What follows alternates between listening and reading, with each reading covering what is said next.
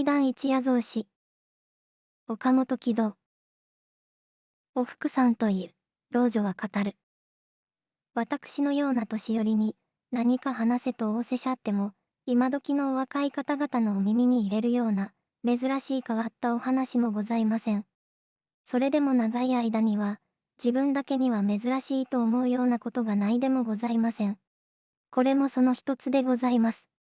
私が17の年、文久2年でございます。その頃、私の家は本郷の千駄木坂下町、どなたもご存知の菊人形で名高い団子坂の下で、小さな酒屋を開いていました。昔はあの坂に団子を焼いて売る茶店があったので、団子坂という名が残っているのだそうでございます。今日とは違いまして、その頃の根津や駒込あたりは随分寂しいところで、私どもの住んでいる坂下町には、小笠原様の大きいお屋敷と、妙蓮寺というお寺と、お旗本屋敷が7、8軒ありまして、その他は町屋でございましたが、団子坂の近所には植木屋もあれば百姓の畑地もあるというようなわけで、今日の郊外よりも寂しいくらいでございました。その妙蓮寺というお寺の前に、浅井宗右衛門という浪人のお武家が住んでいました。何でも奥州の白河とか二本松とかの範疇であったそうですが、何かのことで浪人して、7、8年前から江戸へ出てきて、親子2人でここに棚狩りをしていました。宗右衛門という人は、その頃40死、5で、ご新造には千年死に別れたというので独身でした。一人息子の与一郎というのは20歳ぐらいで、色の白い、おとなしやかな人でした。浪人ですから、これという商売もないのですが、近所の子供たちを集めて読み書きを教えたりして、いわば手習い師匠のようなことをしていました。もちろんそれだけでは立つ気が立ちそうもないのですが、いくらか蓄えのある人と見えて、無事に7、8年を送っていました。お父さんは寝酒の1合ぐらいを毎晩欠かさずに飲んでいました。この親子の人たちが初めてここへ越してきた時は、私もまだ子供でしたから、詳しいことはよく知りませんが、近所の者はこんな噂をしていたそうです。あの人たちも、今に驚いて立ち退くだろう。それには司祭のあることで、その家に住む人には何かのたたりがあるとかいうので、5、6年の間に10人ほども変わったそうです。中には一月も経たないうちに早々立ち退いてしまった人もあるということでした。一体どんなたたりがあるのか、私もよく知りませんが、ともかくも、5、6年の間に、その家からお葬式が3度出たのは、私も確かに知っています。浅井さんの親子もそれを承知で借りたのです。そんなわけですから、家賃は無論安かったに相違ありません。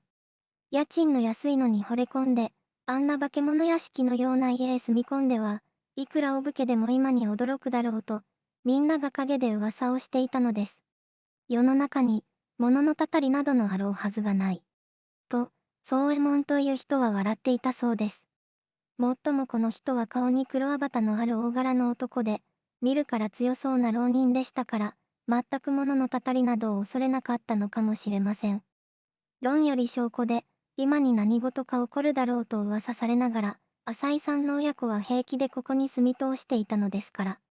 悪い噂も自然に消えてしまって、近所の人たちも安心して自分の子供を稽古にやるようにもなったのです。7年も8年も無事に住んでいる以上、全く宗右衛門さんの言う通り、世の中に物のたたりなどはないのかもしれないと、私の両親も時々に話していました。そうすると、今までの人たちはなぜむやみに立ち退いたのでしょう。大方近所の噂を聞いて、ただなんとなく気味が悪くなって、目にも見えない影に脅かされて、早々に逃げ出したのかもしれません。お葬式が3度出たのも、自然の回り合わせかもしれません。今の人なら無論にそう考えるでしょう。昔の人もまあそんな風に考えてしまったのでございます。浅井さんも最初は手習いの師匠だけでしたが、後には剣術も教えるようになりました。別に道場のようなものはないのですが、裏の空き地での点稽古をするので、私どももたびたび見に行ったことがあります。その頃は江戸ももう末で、世の中がだんだんに騒がしくなってきたものですから。町人でも市内などを振り回す者もできて、浅井さんにお弟子入りをしている若い衆が10人ぐらいはありました。さてこれからが本文のお話でございます。最初に申し上げました文久2年、この年はお正月の元日に大雪が降りまして、それから毎日風が吹き続けて、方々に火事がありました。正月の晦日には小石川さすが谷町から火事が出て、私どもの近所まで焼けてきました。その春から上野の中堂が大修繕の工事に取り掛かりましたので、お花見差し止めというわけでもありませんでしたが、大抵は遠慮して上野のお花見には出ませんでした。向島にはお武家の乱暴が流行りまして、酔った紛れに抜き身を振り回す者が多いので、ここへも女子供は迂闊に出られません。その上に辻斬りは流行り、押し込みは多い。誠に物騒な世の中で、私どものような若い者は何が何やら無我夢中で、ただただ嫌な世の中だと怯えきっていました。ところが、またそういう時節がもっけの幸いで、今日で申せば失業者の浪人たちがいろいろの方面へ召し抱えられて、ご淵にありつくことにもなりました。浅井さんもその一人で、一旦浪人した旧藩士のお屋敷へ帰参することになったので、お父さんも息子も大喜び、近所の人たちもおめでたいと言って祝いました。ついては、長年お世話になったお礼も申し上げたく、心ばかりの祝宴も開きたいと存ずるから、ご迷惑でもお越しを願いたい。こう言って、浅井さんは普段、懇意にしている近所の人たちを招待しました。家が広くないので、招待を2日に分けまして、最初の晩は近所の人たちを集め、次の晩は剣術のお弟子たちを集めることにしたのです。私の父も最初の晩に招かれまして、主人も満足、客も満足、みんながおめでたいを繰り返して、機嫌よく帰ってきました。さてその次の晩に、不思議な事件が出かしたのでございます。それは5月半ばの暗い晩で、時々に細かい雨が降っていました。一方は高台で、近所には森が多いので、若葉の茂っているこの頃は、月夜でも随分暗いのですから、こんな晩はなおさらのことでございます。浅井さんの家には10人ばかりの若い衆が集まりました。何しろ親子2人の男世帯で、女の手がないのですから、こんな時にはお給仕にも困ります。そこで、近所のお豊さんおかくさんという娘2人が手伝いを頼まれまして、夕べも今夜も詰めていました。お料理は近所の仕出し屋から取り寄せたのですが、それでも10人からのお客ですから、お座敷と台所とを掛け持ちで、お豊さんもおかくさんもなかなか忙しかったのです。若い人たちばかりが集まったのですから、今夜はなおさら賑やかで、だんだんお酒が回るにつれて、陽気な笑い声が表までも聞こえました。そのうちに主人の浅井さんがこんなことを言い出しました。月日は早いもので、私がここへ来てから足掛け8年になる。世間の噂では、ここの家には何かのたたりがあるという。それを承知で引き移ってきたのであるが、その後に一度も怪しいことはなかった。私もせがれもこれという病気にかかったこともなく、災難に出会ったこともなく、無事に年月を送ってきた上に、今度は図らずも元の主人の屋敷へ帰参が叶うようになった。私にとってはこんなめでたいことはない。最初に誰が言い出したのか知らないが、ここの家にたたりがあるなどというのは嘘の皮で、たたりどころか、かえって福の神が宿っていると言ってもよいくらいだ。浅井さんもめでたい席ではあり、今夜はいつもよりお酒を過ごしているので、自分の言ったことに間違いのなかったのを誇るように、声高々と笑いながら話しました。聞いている人たちもみんな口を揃えて、仰せの通りと笑っていました。これで無事に済めば、全く仰せの通りですが、主人も客も面白そうに飲み続けて、今夜もやがて4つ、午後10時に近いかと思う頃に、裏口の戸をトントンと軽く叩く音が聞こえたので、座敷にお給仕をしていたおかくさんが台所の方へ出て行きました。続いて、裏の戸を同じようにトントンと軽く叩く音が聞こえたので、今度は息子の与一郎さんが出て行きました。裏も表もひっそりして、その後は物音も聞こえません。おかくさんも与一郎さんもそれぞれ帰ってこないので、他の人たちも不思議に思って。2、3人がバラバラと立って表と裏へ出てみると、外は一寸先も見えないような真っ暗闇で、そこらに人のいるような気配もないのです。いよいよ不思議に思って、家から火を取って出てみましたが、やはりそこらに人の影は見えないのです。はて、どうしたのだろう。みんなも顔を見合わせました。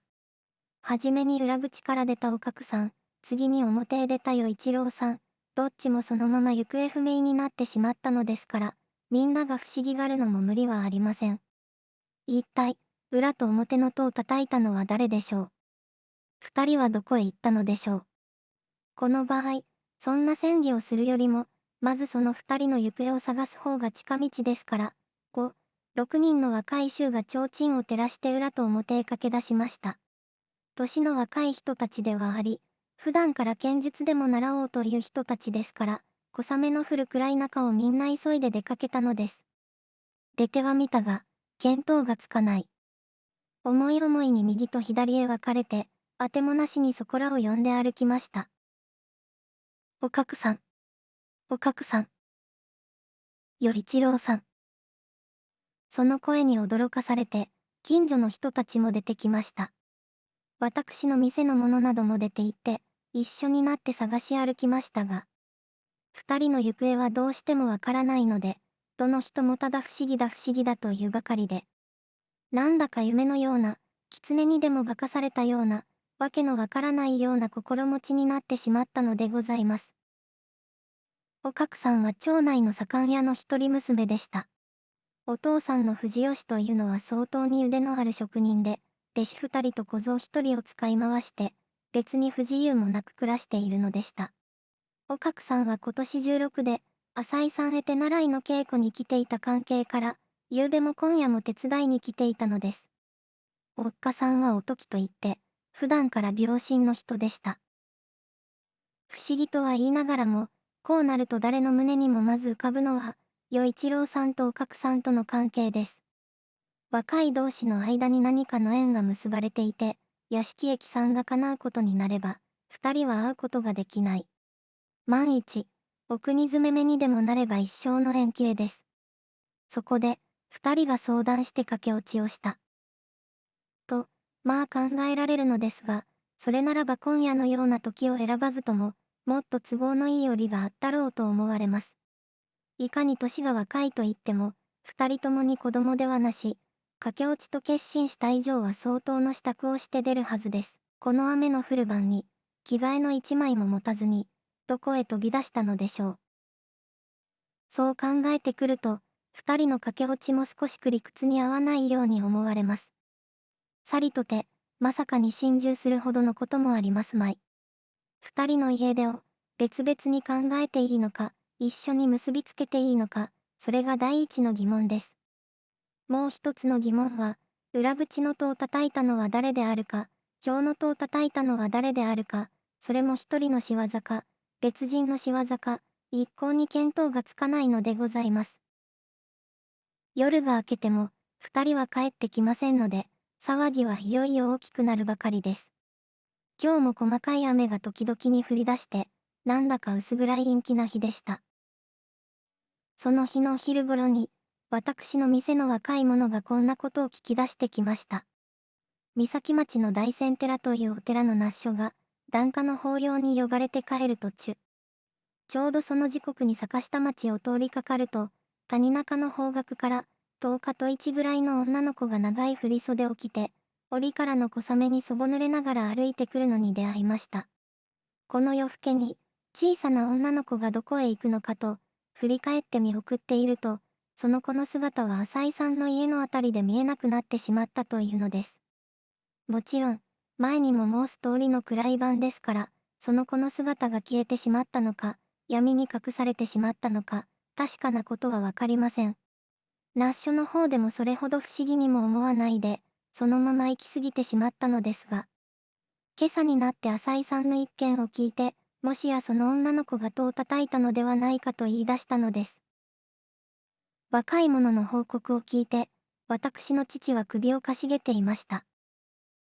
坊さん謎というものは、とかくにそんな怪談めいたことを言いたがるものだからな。本当か嘘かわからない。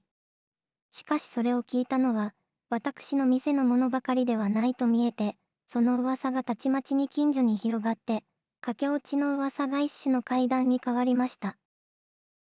やっぱりあの家にはたたりがあったのだ。今まで何事もなかったが、浅井さんがいよいよ立ち退くという間際になって、不思議のたたりが起こったのだ。息子の与一郎さんはともあれ、他人のおかくさんまでがどうして巻き添えを食ったのでしょう。おかくさんまでがなぜたたられたのでしょう。それが飲み込めないと、私の父はやはり強情を張っていました。父がいくら強情を張ったところで、二人が行方不明になったのは争われない事実で、駆け落ちか怪談か、二つに一つと決めるより他はないのでございます。それについて、お父さんの浅井さんの意見はと尋ねますと、最初は何にもわからぬと言っていましたが、しまいにこんなことを打ち明けたそうです。大仙寺の那須所が見たという、年の頃は10日と1で、長い振袖を着た女の子、実はそれについて少しく心当たりがないでもない。私がここへ引き移った日の夕方に、それらしい女の子が裏口から家を覗いていたことがある。大方近所の子供であろうと思っていたが、その後ここらにそんな子の姿を見かけたことはなかった。私もそれぎりで忘れていたが、今度の話で思い出した。那須所が出会ったという怪しい女の子は、どうもそれであるらしい。こうなると、確かに怪談です。おかくさんのお父さんの藤吉は、大事の一人娘が行方不明になったのですから。職人たちと手分けをして、気違い眼で心当たりを探し歩いて、あくる日の言う方にがっかりして帰ってくると、右の階段です。かわいそうに、お父さんはいよいよがっかりして、顔の色も真っ青になってしまいました。さなきだに病身のおっかさんはどっと床につくという始末です。おかくさんと一緒に働いていたお豊さんも、その話を聞くと、震え上がって、これもにわかかに気分が悪くなって寝込んでしまいました。雨の降る晩に、長い振袖を着た女の子が戸を叩きに来て、若い男と女とを誘い出していった。寄れば触ればその噂で、何のたたりか知りませんけれども、浅井さんも、とうとうたたられた、ということに決まってしまいました。今まで近所の評判もよく、ことに今度の帰参を祝っている最中に、こんな騒ぎがでかしたのですから。町内の人たちも一層気の毒に思いましたが、こういう怪談になっては何とも手のつけようがありません。今まで高原を吐いていただけに、近所の手前面目ないと思ったのかもしれません。浅井さんは誰にも無断で、その晩のうちにどこへか立ち去りました。家財はそのままに残してあって、机の上にこんな置き手紙がありました。前略。この度は意外の矜持でき、ご町内中を騒がせ申し候、なんとも申し訳もこれなく候。とりわけて藤吉殿にはご気の毒に存じ申し候。ついてはその後の先月か祭りたく存じ候へども、何分にも帰参の日限切迫いたしおり候まま、その意を得ずさぶらうこと残念至極に存じ候。少々の家財、そのままに捨て置き申し候間、よろしくお取り計らいくだされたく候。そうそう。浅井宗右衛門。5月16日。ご町内、本中。今日と違いまして、その当時のことですから、お話はこれでおしまいです。しかし怪談の噂はなかなか消えないで、夕べも振袖を着た女の子を見たものがあったとか、どこの家の戸を叩かれたとか、いろいろのことを言いふらすものがあるので、気の弱い私どもは日が暮れると外へも出られず、雨の降る晩などは小さくなってすくんでいるくらいでございます。その噂を聞き込んだのでしょう。それから4、5日の後に、岡っ引きの親分が手先を連れて、この町内へ乗り込んできました。町内の人たちから詳しい話を聞き取って、その岡っ引きは舌打ちをしました。畜生、風邪を食らってたかとびしやがったな。だんだん聞いてみると、なんとまあ驚いたことには、浅井という人は浪人上がりの強盗だったのだそうです。これにはみんなもあっけに取られました。そういえば浅井はあまり人相の良くない人でしたが、息子の与一郎という人は色白のおとなしそうな顔をしていながら、親子連れで残取り強盗を働いていたのかと思うと、実に2度びっくりでございました。全く人は見かけによらないものです。それでもよほど上手に立ち回っていたと見えて、その悪事が久しく知れずにいたのですが、何かのことから足がついて、この頃は自分たちの体が危うくなってきたので、親子相談の上で、階段を仕組んだらしいのです。元の屋敷へ帰参などはもちろん嘘で、夜逃げなどをしては人に怪しまれると思ったからでしょうが、なぜそんな階段を仕組んだのでしょう。岡っ引きの人たちの鑑定では、おそらくおかくさんをかどわかす手段であったろうというのです。おかくさんと与一郎と関係があったかなかったかわかりませんが、もし関係があったならば誘い出す方法はいくらもありましたろうから、多分は無関係で。行きがけの打賃に、おかくさんかお豊さんかを引っさらっていって、どこかの宿場女郎にでも振り飛ばすつもりであったろうというのです。裏口の戸を叩いたのは浅井の仲間か手下で、何心なく出て行ったおかくさんに猿靴輪でもはめて担ぎ出したのでしょう。お豊さんの方は運よく助かったわけです。与一郎までがなぜ出て行ったかわかりませんが、おかくさんを遠いところへ連れて行くのに、一人ではちっと手に余るので、その火星に行ったのかもしれません。何しろただの家出では戦議がやかましいので、こんな怪談めいたことを仕組んで、世間の人たちを迷わせようとしたのでしょう。